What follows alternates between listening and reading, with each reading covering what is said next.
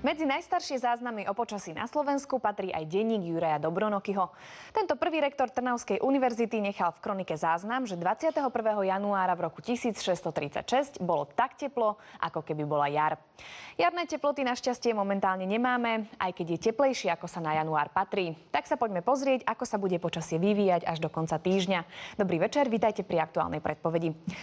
Nad celou západnou Európou sa rozprestiera brázda nízkeho tlaku vzduchu, čo sa na záberoch z družice prejavuje ako tento rozsiahly oblačný pás. V nej sú ukryté viaceré stredy tlakových níží a jeden z nich sa bude presúvať zo západného Stredomoria do centrálneho a odtiaľ bude ovplyvňovať počasie aj u nás.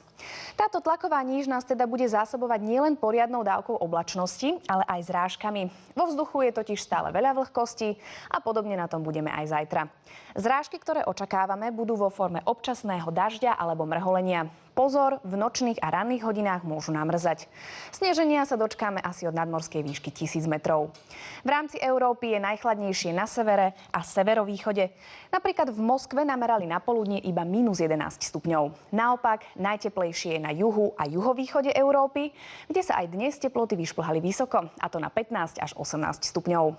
K nám do strednej Európy bude po prednej strane už spomínanej tlakovej níže prúdiť teplý a vlhký vzduch od juhu. Slovensko sa bude nachádzať v teplotnom pásme od 0 do +5 stupňov, pričom na juhozápade môže byť o 2 až 3 stupne teplejšie. Vietor nám zatiaľ počasie nekomplikuje, pretože fúka iba slabo alebo je dokonca úplné bezvetrie. Zajtra má byť podobne, teda vietor bude fúkať rýchlosťou do 20 km za hodinu a zafúka k nám prevažne od juhovýchodu. V počasí v týchto dňoch dominujú hmly alebo nízka oblačnosť a s nimi je spojené aj ojedinelé mrholenie, ktoré môže pri nízkych teplotách kdekoľvek namrzať. Preto pozor na lokálny výskyt poľadovice. Pred nami je ďalšia zamračená a hmlistá noc. Na viacerých miestach sa postupne slabo rozprší alebo bude mrholiť. Snehové vločky očakávame až od nadmorskej výšky 800 až 900 metrov. Teplota do rána poklesne na +5 až -1 stupeň a fúkať bude iba slabý vietor. Aj zajtra bude u nás pokračovať zamračené, sichravé januárové počasie, takže slnečných lúčov sa pravdepodobne nedočkáme.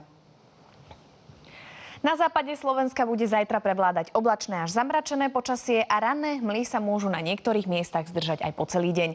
Na viacerých miestach rátajte s občasným dažďom alebo mrholením, ktoré môže v ranných hodinách namrzať. Teplota vystúpi na 4 až 8 stupňov, ale pri hmle bude aj chladnejšie. Fúkať má iba slabý juhovýchodný vietor. Na strednom Slovensku sa bude počasie vyvíjať veľmi podobne. To znamená, že ráno sa budú udržiavať v nižších polohách hmly alebo nízka oblačnosť, ale ani cez deň nás krajšie počasie čaká, pretože obloha bude väčšinou zatiahnutá a občas z nej má aj pršať, ale mrholiť.